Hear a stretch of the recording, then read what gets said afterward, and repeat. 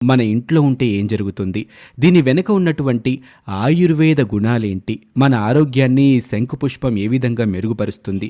అలాగే ఆధ్యాత్మిక పరంగా మన ధర్మశాస్త్రాల్లో ఈ చెట్టు గురించి ఎలాంటి అంశాలు తెలియచేయటం జరిగిందో వివరంగా ఈ వీడియోలో మీరు తెలుసుకోబోతున్నారు.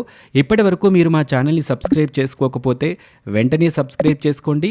సబ్స్క్రిప్షన్‌తో పాటు ఆ పక్కనే ఉన్నటువంటి బెల్ ఐకాన్‌ని క్లిక్ చేయటం వల్ల మేము అప్లోడ్ చేసే ప్రతి వీడియో కూడా మీకు నోటిఫికేషన్ రూపంలో వస్తుంది.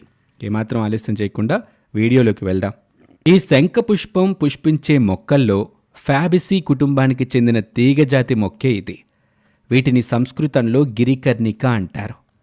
విష్ణుక్రాంత వృక్షానికి చెందిందే ఈ శంకు పుష్ప చెట్టు. వినాయక చవితి రోజున చేసుకునే వరసిద్ధి వినాయక ఏకవింశతి పత్రి పూజా కార్యక్రమంలో కూడా ఈ ఆకు పదవదిగా ఉపయోగిస్తూ ఉంటారు. ఈ మొక్కలు ఆసియా ఖండానికి చెందినటువంటివి. ఆ తర్వాత ఇప్పుడు ఇవి ప్రపంచమంతా